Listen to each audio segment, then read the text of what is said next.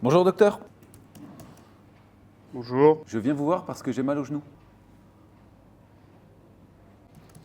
Au vu de mon diagnostic, repos, anti-inflammatoire, arrêt du sport. J'ai mal à l'épaule, là, plus par là, là. Repos, J'ai des migraines. arrêt du sport. J'ai mal là. Repos, Et j'ai mal plutôt là. Arrêt du sport. J'ai le coude là, j'ai mal. repos, Moi, là, ça me tire là. arrêt du sport. Bah, je sais pas ce que j'ai. Mon copain, je suis enrhumé depuis 3 jours, là. S'il te plaît. Arthroscanner, radio, IRM, anti-inflammatoire, des somnifères, arrêt du sport. Bonjour docteur, je souhaiterais juste un certificat médical pour ma salle de sport, s'il vous plaît.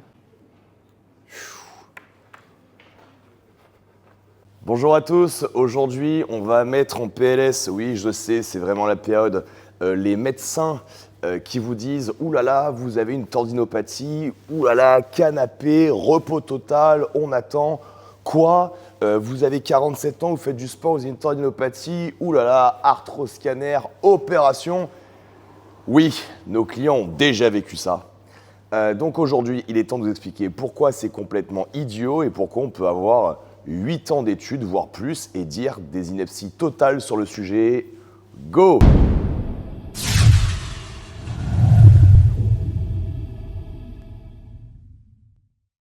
La tendinopathie, vaste sujet, ça arrive à peu près à tout le monde, sédentaire comme sportif. Et il est important d'abord d'expliquer un petit peu au commun des mortels qu'est-ce qu'une tendinopathie. Une tendinopathie n'est pas un syndrome aigu. Une tendinopathie, c'est très souvent un syndrome de douleur lié à une surcharge. Quand je dis que ce n'est pas un syndrome aigu, je veux dire par là que très souvent, on a tendinopathie sans déchirure, sans fissure du tendon. Et on va s'intéresser d'abord à ce premier cas de figure. La douleur dans cette situation vient du fait qu'on n'a pas respecté les capacités de charge du tendon, alors soit par manque de progressivité, on n'a pas respecté le temps de mise en tension et les capacités d'adaptation de nos tendons et ça résulte sur une douleur tendinopathique, ou alors tout simplement, on en a trop fait, on a surpassé les capacités de charge de nos tendons et ce tendon s'est inflammé, il en résulte donc une douleur. Donc, si vous comprenez mon principe, de base, l'arrêt total n'a aucun sens. La tendinopathie étant une douleur liée à un manque de gestion de la surcharge que peut encaisser un tendon, vous comprenez bien que les tendons étant en capacité d'augmenter leur capacité de charge en fonction du stress mécanique ressenti, si vous arrêtez de bouger, si vous arrêtez de faire du sport, qu'est-ce que vous allez faire?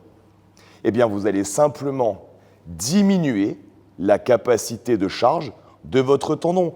Donc, on se retrouve avec une inflammation qui est due au fait que je suis monté sans mettre assez de progressivité sur la tension que peut encaisser mon tendon, ou alors j'ai moi-même outrepassé les capacités de charge de mon tendon et mon médecin va me donner une conduite à tenir qui va avoir pour résultat de baisser les capacités de mise en charge de mon tendon. Vous comprenez bien que de base, ça n'a pas de sens. Le deuxième point qui ne va pas dans le sens de cette prescription du médecin de l'arrêt total, c'est que vous devez comprendre que ce qui va permettre au tendon de se régénérer et de se désinflammer, c'est d'abord la synthèse de collagène à l'intérieur du tendon. Et la synthèse de collagène n'est possible que par l'activité physique. Le collagène va permettre au tendon de se réparer, de se régénérer, d'augmenter ses capacités à subir de la charge, augmenter son élasticité. Donc, comprenez bien encore une fois que si vous vous arrêtez de pratiquer l'activité physique, vous allez stopper le processus de guérison de votre tendon. C'est d'ailleurs pour ça que tous les gens qui ont arrêté du jour au lendemain l'activité physique par une blessure tendinopathique se sont rendus compte que cette conduite ne marchait pas. Un autre point extrêmement important, c'est que très souvent, ce qui a permis au tendon de se renforcer, c'est l'utilisation de la masse musculaire à laquelle il est attaché. Le fait de réduire votre niveau d'activité physique va avoir pour impact que vous allez relâcher les tensions que peuvent absorber cette dite masse musculaire. Et donc, à la reprise, qu'est-ce qui va se passer? Eh bien, vous allez encore plus prendre de tension au niveau du tendon, car les tensions qui étaient censées être absorbées par votre masse musculaire ont disparu de par le désentraînement de ces masses musculaires. Là, encore une fois, vous comprenez que ça n'a pas de sens. Un autre point, c'est que ce qui va vous permettre de désinflammer votre tendon, c'est la circulation sanguine. C'est d'ailleurs pour ça que nous, sur protocole de PM ou auprès de nos clients, nous proposons un protocole de désinflammation à partir de sauna ou de hammam et de bain froid. Objectif, augmenter la vasoconstriction, augmenter la vasodilatation, tati, tata. Ça, on l'explique plus en détail dans d'autres vidéos. Ce que je veux vous expliquer, c'est que par définition, un tendon est beaucoup moins vascularisé que vos muscles. Donc, qu'est-ce qui permet la circulation du sang dans votre corps? L'activité physique. Donc, on vous propose de couper l'activité physique. Résultat des courses, votre tendon, qui est déjà très peu vascularisé, va l'être encore moins. Or, seule la circulation sanguine et la vascularisation de ce tendon vont lui permettre de se régénérer. Ça n'a donc toujours aucun sens.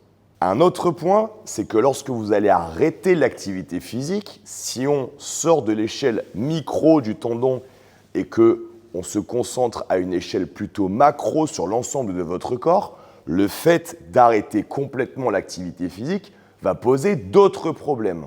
Vos masses musculaires sont les moteurs de la circulation de la lymphe. Le système cardiovasculaire respiratoire, lui aussi, va arrêter de travailler. Les phénomènes de relâchement des tensions dans les masses musculaires et dans les fascias, je viens d'en parler au niveau de la zone inflammée, mais comprenez bien que cette décharge générale va se produire sur l'ensemble de votre système musculo-squelettique, et donc le fait d'arrêter l'activité physique va surtout potentiellement réveiller des troubles musculo-squelettiques dans d'autres endroits, réveiller des troubles de la circulation du sang et de la circulation lymphatique dans d'autres endroits. Vous comprenez bien, encore une fois, que ça n'a pas de sens. Avec un tout petit peu de connaissance, on comprend maintenant que s'arrêter est purement idiot et qu'il faut plutôt adapter l'entraînement. Par exemple, la contraction isométrique sur une zone tendinopathique douloureuse va avoir tendance à diminuer la sensibilité nerveuse au niveau de cette zone et donc baisser les seuils de douleur. On va aussi rentrer dans un phénomène d'entraînement de ce tendon, entraînement à être capable de supporter de la charge et du stress mécanique sans la dégradation qu'on pourrait avoir en utilisant un mouvement.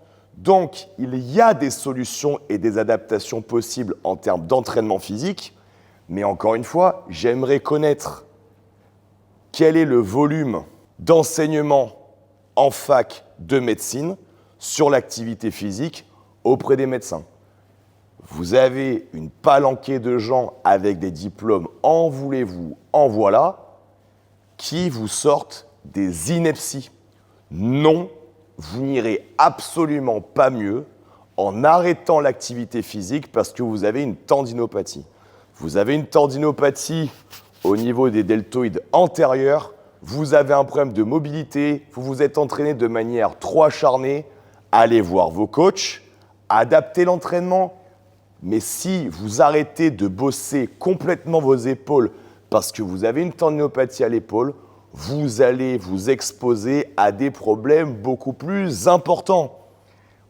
Il est vrai que quand on est dans la phase de douleur aiguë, il est possible de préférer laisser son épaule au repos, mais ça ne vous empêche pas de travailler plein d'autres choses.